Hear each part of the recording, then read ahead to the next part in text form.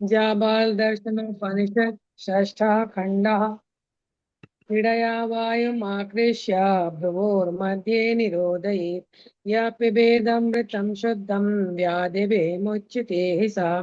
जो पुरुष क्रीड़ा नाड़ी के द्वारा वायु को खींच करके उसे भौहों के मध्य में स्थिर करता है तथा भावना पूर्वक विशुद्ध अमृत को ग्रहण करता है, वह सभी तरह के रोगों से मुक्त हो जाता है।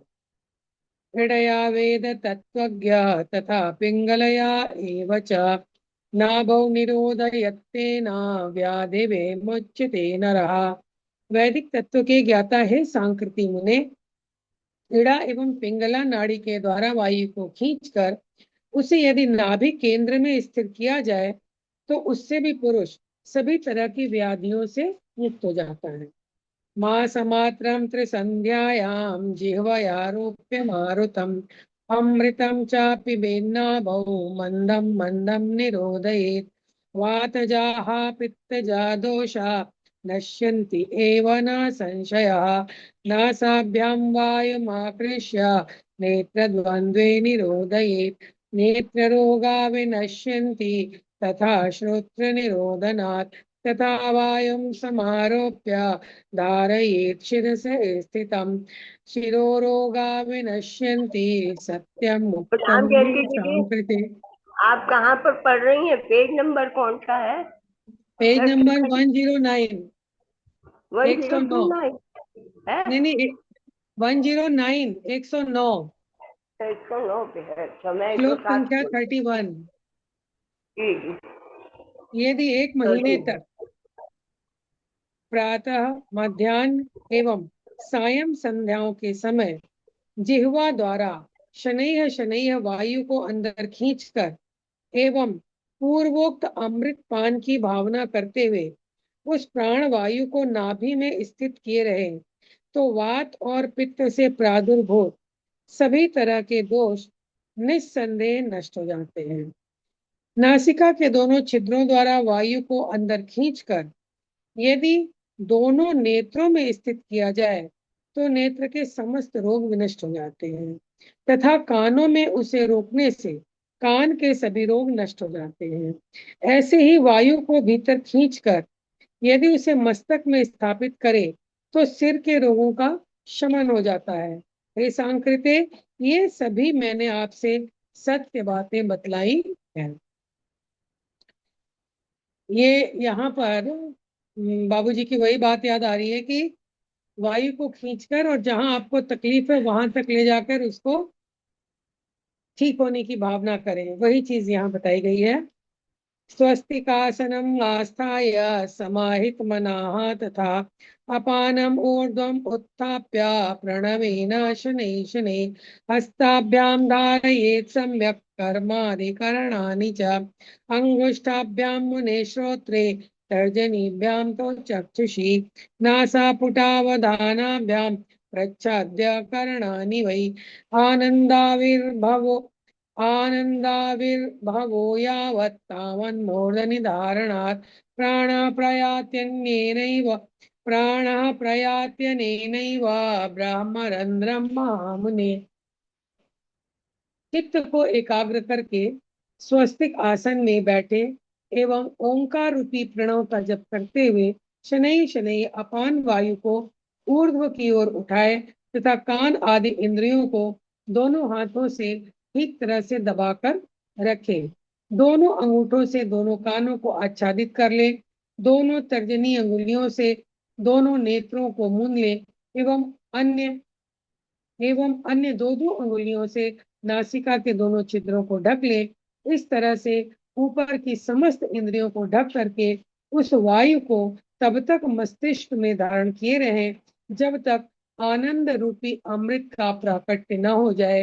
हे महामुने, इस प्रकार की क्रिया करने से ही प्राणवायु ब्रह्मरंध्र में प्रवेश करती है। ये वो भ्रामरी प्राणायाम जैसा ही पूरा व्याख्या है, आगे दीदी लोग बताएंगी। ब्रह्मरन्ध्रं गते वायौ नादश्च उत्पद्यते अनघा शङ्खध्वनि निभश्चादौ मध्ये मेघध्वनिर्यथा शिरो मध्यगते वायौ गिरिप्रस्रवणं यथा पश्चात् प्रीतो महाप्राज्ञा साक्षात आत्मोन्मुखो भवेत्। हे पाप रहित सांकृते, जब प्राणवायु ब्रह्मरंध्र में प्रविष्ट हो जाए तो सर्वप्रथम शंख ध्वनि की भांति एक अति गंभीर नाद होने लगता है। बीच में वह नाद मेघ की गर्जना की भांति भी होने लगता है।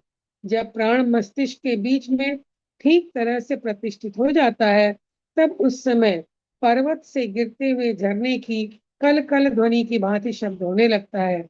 हे महामते, इसके अनंतर योगी अत्यंत आनंद की अनुभूति करते हुए साक्षात आत्मोन्मुख हो जाता है। पुनः तज्ज्ञान निष्पत्ति योगात् संसार निवृत्ति दक्षिण उत्तर गुल्फे सीवनी पीडयेत स्थिरम सव्येतरेण गुल्फेन पीडयेत बुद्धिमान नरा जान्वो अध स्थिताम संधिम स्मृत्वा देवम त्र्यंबकम। तत्पश्चात आत्म तत्व का पूर्ण ज्ञान होता है तथा उस योग के प्रभाव से सांसारिक बंधनों का पूरी तरह से विनाश हो जाता है। अब प्राणवायु को अपने वश में करने का एक दूसरा उपाय बतलाते हैं। गुदा एवं लिंग के मध्य में जो नाड़ी स्थित है उसे ही सीवनी कहा गया है, क्योंकि सीवनी ही शरीर के अर्धांशों को मिलाकर एक करती है। ज्ञानी पुरुष अपने दाएं एवं बाएं टखने से उस सीवनी को स्थिर भाव से दबाकर बैठे एवं घुटनों के नीचे जो जोड़ है उसमें भगवान त्रयंबक नामक ज्योतिर्लिंग की भावना करनी चाहिए। हालांकि जो श्लोक है उसके अनुसार यहाँ घुटनों की जगह जांग होना चाहिए था, अब पता नहीं आगे क्या है। विनायकं च संस्मृत्य तथा वागीश्वरीं पुनः लिंगनालात् समाकृष्य वायुम् अप्यग्रतो मुने प्रणवेन नियुक्तेन बिन्दुयुक्तेन बुद्धिमान् मूलाधारस्य विप्रेन्द्र मध्ये तं तो निरोधयेत् निरुध्य वायुना दीप्तो वह्नि उवति कुण्डलीं पुनः सुषुम्नया वायु वह्निना सह गच्छति। इसके साथ ही माता सरस्वती एवं गणेश जी का भी चिंतन करना चाहिए। तत्पश्चात बिंदु युक्त ओंकार का जप करते हुए लिंग के छिद्र द्वारा अग्रभाग की ओर से प्राण वायु को खींच करके मूलाधार के मध्य में स्थित करना चाहिए। वहां उस प्राणवायु को रोकने से वहां की अग्नि प्रदीप्त होकर कुंडलिनी पर आरूढ़ हो जाती है। इसके पश्चात उस अग्नि को साथ लेकर वायु सुषुम्ना नाड़ी के माध्यम से ऊर्ध्व की ओर गमन करने लगती है। एवं अभ्यस एवं अभ्यसतः तस्य जितो वायुर्भवेदृशं प्रस्वेदः प्रथमः पश्चात् कंपनं मुनिपुंगवः उत्थानं च शरीरस्य छिन्नम् एतज्जिते निले एवं अभ्यसतः तस्य मूलरोगो विनश्यति। हे मुनिश्रेष्ठ, इस प्रकार अभ्यास करने पर वायु वायु पर विशेष रूप से विजय की प्राप्ति हो जाती है। सर्वप्रथम शरीर से पसीने का बहिर्गमन होना, तत्पश्चात शरीर में कंपन होना और इसके बाद शरीर का ऊर्ध्व की ओर उठना, ये सभी प्राण वायु पर विजय प्राप्ति के संकेत हैं। इस तरह से अभ्यास करने वाले व्यक्ति के समस्त मूल रोग विनष्ट हो जाते हैं। ये चर्चा कल भी हुई थी, आगे देखते हैं। भगंधरं च नष्टं स्यात् सर्वरोगा च सांकृते पातकानि विनश्यन्ति क्षुद्राणि च महान्ति च नष्टे पापे विशुद्धं स्यात् चित्तदर्पणम् अद्भुतम् पुनर्ब्रह्मादि भोगेभ्यः वैराग्यं जायते हृदि। हे सांकृते, इस प्राणायाम से भगंदर एवं अन्य सभी तरह के रोगों का भी शमन हो जाता है। बड़े से बड़े एवं छोटे से छोटे सभी तरह के पातक भी यानी पाप भी विनष्ट हो जाते हैं। पापों के विनष्ट हो जाने से चित्त परम पवित्र एवं दर्पण की भांति निर्मल हो जाता है। तदनंतर हृदय में ब्रह्मा आदि समस्त देवों के लोकों तक में मिलने वाले भोग जनित सुखों के प्रति वैराग्य की उत्पत्ति हो जाती है। विरक्तस्य तु संसारात् ज्ञानं कैवल्य साधनं तेन पाशापहानिः स्यात् ज्ञात्वा देवं सदाशिवम् ज्ञानामृतरसो येन सकृदास्वादितो भवेत् स सर्वकार्यम् उत्सृज्य तत्रैव परिधावति ज्ञानस्वरूपमेवा मेवाहो जगदेतद्विचक्षणाः अर्थस्वरूपम् अज्ञानात् पश्यन्त्यन्ये कुदृष्टया आत्मस्वरूप विज्ञानात् अज्ञानस्य परीक्षया क्षीणे ज्ञाने महाप्राज्ञा रागादीनां परीक्षया रागाद्य संभवे प्राज्ञा पुण्य पापा विमर्दनम तयोः नाशे शरीरेण न पुनः संप्रयुज्यते। इस भांति से जो भी मनुष्य इस संसार सागर से विरक्त होता है उसे कैवल्य मोक्ष के साधन भूत ज्ञान की प्राप्ति हो जाती है। वे कैवल्य मोक्ष पाने के लिए ज्ञान जरूरी है। तो जो मनुष्य इस प्रकार संसार सागर से विरक्त होता है उसे कैवल्य मोक्ष के साधनभूत ज्ञान की प्राप्ति हो जाती है। उस ज्ञान से नित्य कल्याण में परमात्म देव का तत्व ज्ञात कर लेने के कारण सभी तरह के बंधनों का समूल विनाश हो जाता है। जिस पुरुष ने एक बार भी ज्ञान रूपी अमृत का रसास्वादन प्राप्त कर लिया वह समस्त कर्मों का परित्याग करके उसी ओर चल पड़ता है। बुद्धिमान मनुष्य इस संपूर्ण विश्व को ज्ञान स्वरूप ही कहते हैं। जिन मनुष्यों की दृष्टि कुत्सित है वे दूसरे अज्ञानी मनुष्य इस विश्व को विषय रूप में ही देखते हैं। आत्म स्वरूप का सम्यक ज्ञान हो जाने पर अज्ञान का नाश हो जाता है। अज्ञान के नष्ट होने पर राग द्वेष आदि का भी विनाश हो जाता है। राग आदि विषयों के न रहने से पाप पुण्य का भी विलय हो जाता है और पाप पुण्य आदि के न रहने से ज्ञानी मनुष्य को पुनः शरीर नहीं धारण करना पड़ता। इति षष्ठा खंडा समाप्तः। सभी को प्रणाम। जय गुरुदेव। दीदी, जयंती दीदी, आप तो बहुत सुंदर पढ़ती हो। मैं तो लाइन देखती हूँ तो मैं सोचती हूँ कितनी सरलता से आप हिंदी की तरफ संस्कृत को पढ़ती चली जाती है। बहुत दीदी सुंदर आप भी पढ़ती बहुत है अच्छा आप, पढ़ती हैं। और मन लगता है। आपके पीछे जो पेड़ है इसमें फूल किस चीज के खिले हुए हैं? काय का पेड़ है ये? बहुत बहुत धन्यवाद दीदी। सभी को है प्रणाम। दीदी पूछ रही हैं दीदी, ये पेड़ किसका है। हैं? आप जिस पेड़ के नीचे करते हैं जब प्रारंभ हो, तो वहां पे तो थायराइड का ये ठीक होता है, ग्लैंड, यहाँ की परेशानी ठीक होती है। जहाँ कह रहे हैं ना कि जहाँ प्राणवायु भर के आप स्थिर करते हैं वहां की वो प्राण शक्ति जो अंदर की है वो अधिक जागृत होती है। और तो इस तरह से कंठ के पास जितना भी विशुद्धि चक्र है, उदान नामक प्राण है, वो जागृत होता है। यदि हम उसी प्राण को आज्ञा चक्र में भर के यहाँ पे केंद्रित करते हैं तो यहाँ पे हमारा आज्ञा चक्र का जागरण होता है, मन को शांति मिलती है, हमारे हार्मोन्स बिल्कुल शांत होते हैं।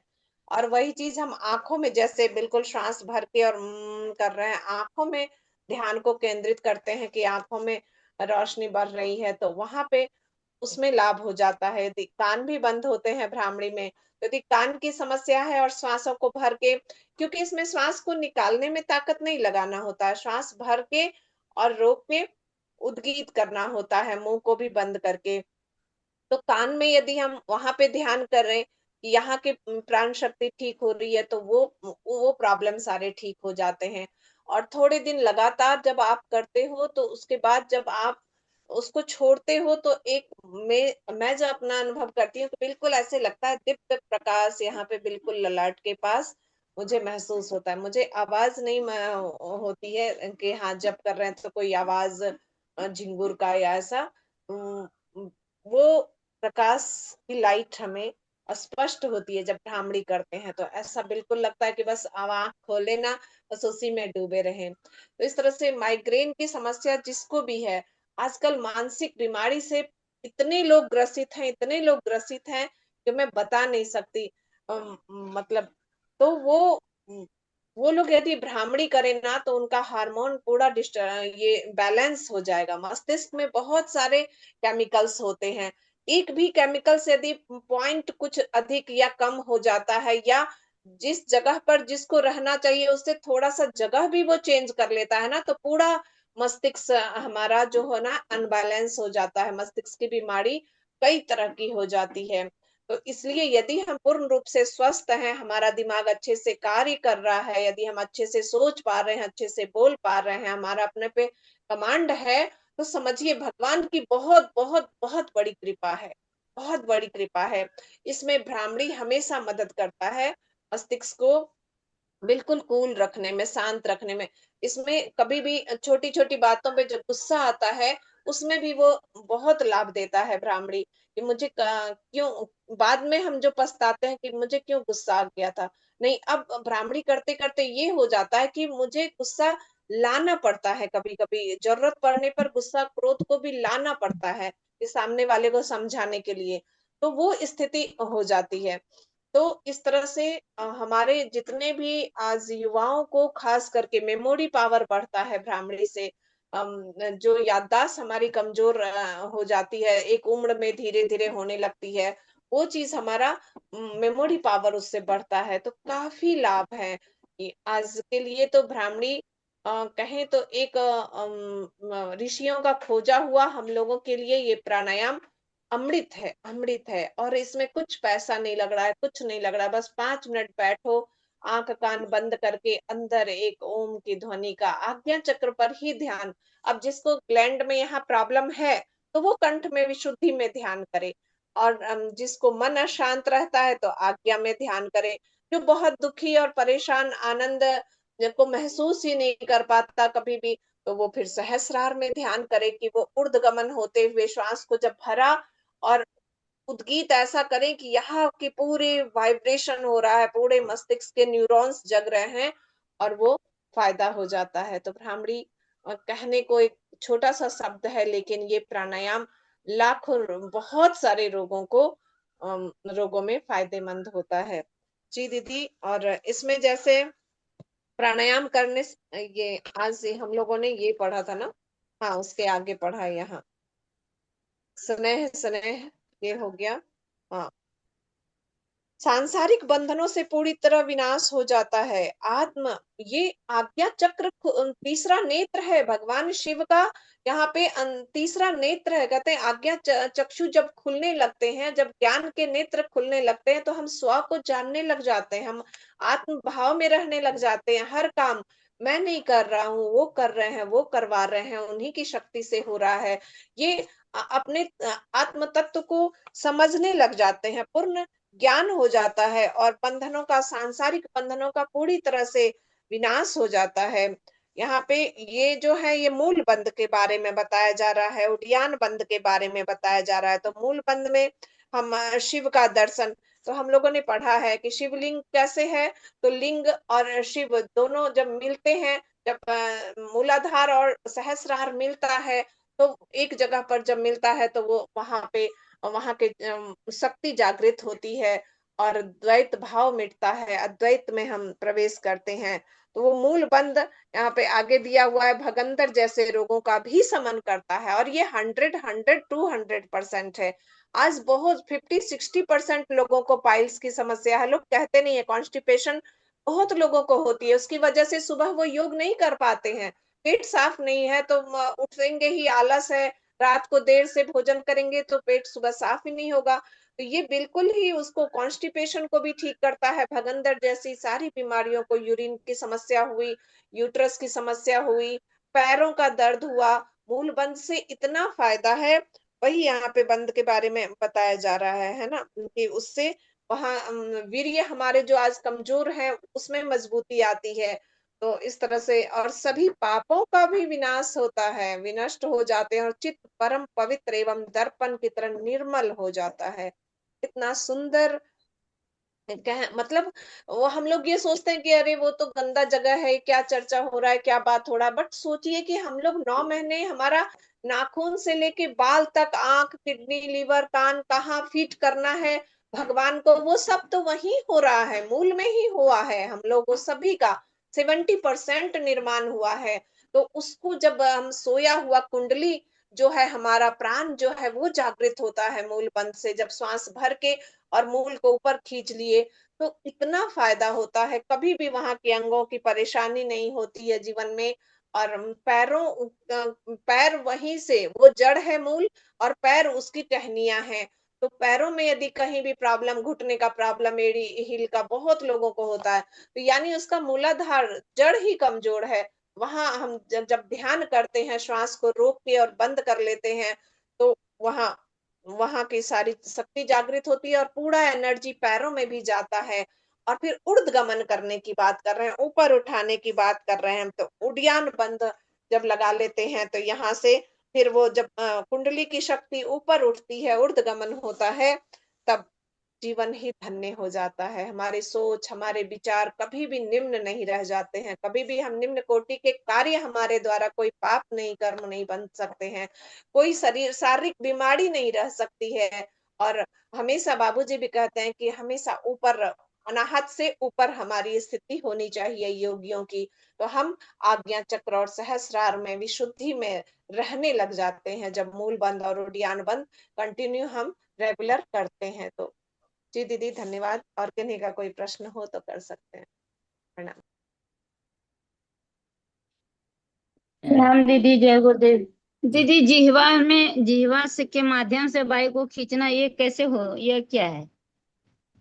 ये शीतली प्राणायाम है। जिसको भी कफ की ओ, प्रवृत्ति, शीतली वाला, अच्छा।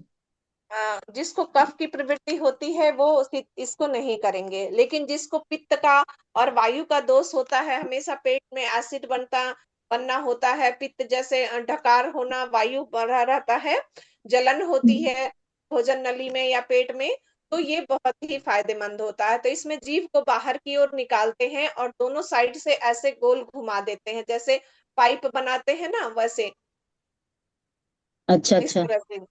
और फिर गर्दन थोड़ा ऐसे कर लेंगे ना, तो श्वास को मुंह से ही भरना है। ध्यान रखें, मैं फिर दोबारा दोहरा रही हूँ कि कफ प्रवृत्ति वाले इसको नहीं करेंगे। जिसको जैसे माइग्रेन हमेशा हो जाता है वायु के कारण, सर में गैस चढ़ गया है, सर दर्द हो रहा है, तो भी फायदा करेगा उनको। तो इस तरह से जीभ से मुंह से श्वास खींच लिए और रोक लिए, रोक के जालंधर बंद लगा लिए, या फिर जीभ को ऊपर तालू में सटा लिए जब कुंभक कर रहे हैं तब। और फिर निकालना है तो आप नाक से भी निकाल लें, मुंह से भी निकाल लें, कोई बात नहीं, नाक दोनों से आप निकाल सकते हैं। लेकिन शीतली प्राणायाम में मुंह से लेते हैं, डायरेक्ट शीतल हवा अंदर जाती है, और ये जो जलन होता है भोजन नली वगैरह में, पेट में वायु बहुत, जिसको एसिडिटी बनता है, या माइग्रेन की समस्या पित्त की वजह से होती है, वायु की वजह से होती है, वो उसमें बहुत ये फायदा करता है। जी दीदी, ऐसे साइड से ऐसे उसको टेढ़ा कीजिए, ये नहीं हो ऐसे। पा रही मेरे से, नहीं हो पा रही मेरे से। बहुत लोग बोलते हैं कि जीभ हमारा घूमता ही नहीं है, तो क्या करें? तो कोई बात नहीं, जीभ नहीं, थोड़ा बाहर नहीं, निकाल के जीभ तो ऐसे मुंह घूमता से। है दीदी। और जो आपने बोला ना, माइग्रेन है, ये सिर में भ्रामरी प्राणायाम से फायदा होता है, वो सारे लाभ मैं उठाती हूँ दीदी। भ्रामरी से बहुत लाभ होता है, मैं भी देखी हूँ। मन एकदम बिल्कुल शांत रहेगा, मस्तिष्क। और ये आज्ञा चक्र के पास जो ललाट में जो दिखता है प्रकाश, वो हमें भी दिखाई पड़ता है। नाद योग में बैठे या ध्यान में बैठे या जप में बैठे, आंख बंद करते हैं तो पूरा प्रकाश दिखाई लगता है कि कहीं कुछ कोई कोई बैठे हुए हैं, देवता से बैठे हुए, ऐसा हमें भी आभास होता है दीदी, इस तरह का। बिल्कुल। प्राणायाम करने से तो बहुत लाभ हुआ है, हमें भी बहुत लाभ होता है। मैं भी करती हूँ, तो हमें भी बहुत लाभ है दीदी। जी। जी किशोरी दीदी, सर्दी खांसी तो आप कभी होगा ही नहीं। जी। धन्यवाद दीदी। किशोरी दीदी, आपने जो प्राणायाम बताया था ना मेरे को करने के लिए, जो मैं कह रही थी कि बीच की पसलियों में दर्द हो रहा है, तो मैंने ध्यान रखा, आज सुबह भी किया और दोपहर में जब नाश्ता करे हुए काफी देर हो गई तब किया। तो सविता देवता का ध्यान करके मैंने प्राणाकर्षण प्राणायाम किया, गुरुदेव को प्रणाम करके, और प्राणवायु वहीं ले गई जहाँ दर्द हो रहा था, और ध्यान करके निकाला। और फिर मैंने सूर्य नाड़ी से एड़ा पिंगला पिंगला नाड़ी से फिर मैंने सांस खींची, और फिर मैंने वहीं का ध्यान करा। तो इस समय मुझे एक बार हल्की सी चिप की आवाज सुनाई पड़ी, लेकिन मैं करती रही। उससे मुझे काफी राहत है और मैं बराबर करती रहूंगी। प्राणायाम से बहुत लाभ होता है, माने आदमी तो बहुत कुछ कर सकता है। जय गुरुदेव। आपको, आपके ऊपर कृपा है गुरुदेव की बनी रहे, हम लोगों को बताती रहे, सिखाती जी रहे। दीदी। जय जी गुरुदेव। हेमलता दीदी का हैंड रेज है। दीदी आप आइए आगे, आपको। जी हेमलता दीदी। हरिओम, प्रणाम दीदी सभी को। जी दीदी। हाँ दीदी, एक समझ नहीं पाए हैं, अगर कोई दीदी जानती हो तो हम जानना चाहेंगे। जी आदरणीय दीदी ने भी रोका था अपने शब्द को। ये यहाँ जो 3839 नंबर श्लोक का जो आया है, गुदा एवं लिंग के मध्य में जो नारी स्थित है उसे ही सीवनी कहा जाता है। तो सीवनी तो हम लोग समझते हैं, क्योंकि सीवनी ही शरीर के अर्ध अंशों को मिलाकर एक करती है, आधे आधे बाकी भाग लोग को। म्यूट कर लें, बाकी लोग म्यूट कर लें प्लीज, तो दीदी हाँ, की आवाज स्पष्ट होगी। जी दीदी। तो ज्ञानी पुरुष अपने दाएं एवं बाएं टखने से उस सिवनी को स्थिर भाव से दबाकर बैठे। यह तो समझ गई बात, आगे समझ में। एवं घुटनों के नीचे जो जोर है, यहाँ संस्कृत में भी लिखा हुआ है, जानो रथ रथ स्थिताम संधिम। तो जानो घुटना ही को कहा जाता है, जानवो संस्कृत में। तो यह बात, अब घुटनों के नीचे जो जोड़ है, ये किस जोड़ के बारे में कहा जा रहा है? टखना तो पायल अंदर बैठ, पहनते हैं, जहाँ पायल पहनते हैं हम लोग, नहीं, जो वो तो लेडीज टखना का तो अंदर दीदी। टखना। टखना जी। टखना को तो हमने, टखना उसको कहते हैं, तो टखना जी तो शिवनी के पास चला गया है, स्थिर भाव हाँ, से दबा उसी कर पर। बैठना है। और हाँ घुटनों के नीचे जो जोड़ है, मतलब घुटने के जोड़ को ही अगर ये कहा जा रहा हो, तो ऐसा मेरे मन में भाव आ रहा है। अथवा घुटनों से ऊपर, जैसे कि थाई जॉइंट होता है, कहीं उसके बारे में कहा जा रहा हो। तो इसी कारण हम पूछना चाह रहे हैं, जो ये थाई जॉइंट है या नी जॉइंट की बात की जा रही है, टखना की तो बात नहीं है। इसलिए जो टखना को तो दबा दिया गया है, क्योंकि उस जोड़ में भगवान त्रयंबक नामक ज्योतिर्लिंग की भावना करनी चाहिए। तो हाँ, तो त्रयंबक वो जो ज्योतिर्लिंग, टखना और घुटना के बीच में जो मसल्स होते हैं, उसी में हमें लग रहा है कि ये कहा जा रहा है, जो नहीं उदर नहीं, है। वो भी सही नहीं है। हाई ज्वाइंट हाँ, हो सकता है, नी ज्वाइंट हो सकता है। यहाँ लिखा तो दी- जंघा हुआ है, लेकिन कहा जी जा रहा है ये घुटना। दीदी ने भी ये प्रश्न किया कि ये संस्कृत में तो लिखा हुआ है कुछ और हिंदी में लिख रहा है घुटना। तो दीदी छपाई नहीं, में ही कहीं कुछ संस्कृत मिस्टेक हो संस्कृत सकता है। में भी जानो लिखा हुआ है, संस्कृत में भी जानवो ही लिखा हुआ है। तो जानू को तो हम लोग जानते हैं, जो उसको घुटने को ही जानू कहा जाता है, क्योंकि हम लोग पढ़े हैं कहीं, जानू पद्मनाभस्तु। ये जानू की बात जहाँ आती है, जैसे ये क्या कहते हैं उसको, रक्षा, शरीर में जो कवच पाठ हम लोग करते हैं, तो जानवो संध्यात्मिका तु जंघयो पातु अक्षुभ्य गुल्फयोर ब्रह्म शीर्षका। तो ये काप मसल को कहते हैं जंघे, जंघा, वहां उसको जंघा कहते हैं। और घुटने को जानू कहते हैं, और टखना कहते हैं गुल्फ। और टखना एक हुआ, उसको गुल्फ कहते हैं। तो ये जानवों का अर्थ घुटना ही है दीदी। संधिम स्मृत्वा देवम त्र्यंबकम, यह बात संभव है। जो अगर थाई ज्वाइंट का, थाई मसल्स नहीं, ज्वाइंट, तो फिर थाई ज्वाइंट होगा, उसके बाद आपको नी ज्वाइंट होगा। तो ये थाई ज्वाइंट के बारे में इसीलिए हम जानना चाहते हैं, कि अगर किसी दीदी को अगर पता हो तो वो क्लियर कर सकते हैं, क्लियर कर देते तो अच्छा रहता, हम लोग को ज्यादा क्लियर हो जाता। अगर हमारी आदरणीय दीदी जान रही हो, किरण दीदी सुनी हो, जान रही हो, तो वो भी क्लियर कर सकते, जी दीदी, या मुझे अन्य नहीं कोई हम नॉर्मल बाबूजी कुछ से पूछ आइडिया हो। लेंगे पहली बात तो। और दूसरी बात, मुझे ऐसा लगता है जो हमने बाबूजी वाला महामुद्रा वाला करते हैं, उसके अंदर हम कैसे बैठते हैं अपनी एक शिवनी को दबा कर बैठते हैं और उस समय वही है अपने आप को जो महामंत्र आगे वो महामंत्र। करते हैं, हाँ उसमें हम भगवान हाँ का ध्यान करते हैं। उसके अंदर ही भगवान का ध्यान करते हुए मैं तो ऐसे करती हूँ दीदी कि जो नौली क्रिया करते हैं ना उसके अंदर, तो उसमें परिक्रमा, वैसे तो मंदिर में जाके परिक्रमा करती नहीं, उसके अंदर भगवान को सेंटर में रख के ना उसकी परिक्रमा लंबी सी इस तरीके से मैं कर लेती हूँ। तो बाबूजी दीदी से जी, पूछ लेंगे वापस एक बार और तो मैसेज कर दूंगी, वो त्रयंबक बता देंगे। ज्योतिर्लिंग जो है, त्रयंबक ज्योतिर्लिंग जो है, उसका वही स्थान बताया गया है। जी वहां बताया गया है कि एक डिम डिम की ध्वनि निकलती है, कुंडलिनी के पास ही वह स्थान है। वहां त्र्यंबक ज्योतिर्लिंग की का स्थान देखा गया है। जी कहीं ये शायद सावित्री कुंडलिनी तंत्र में हम लोगों ने पढ़ा हुआ था। तो ये माना जा सकता है जो वही थाई ज्वाइंट के पास, वही नीचे वाले स्थान को ही कहा जा रहा हो। जी दीदी। जी दीदी, कुछ और बोलना जी चाहते हैं इसके ऊपर? दीदी बोलिए आप, नहीं तो इसको स्टॉप करते हो।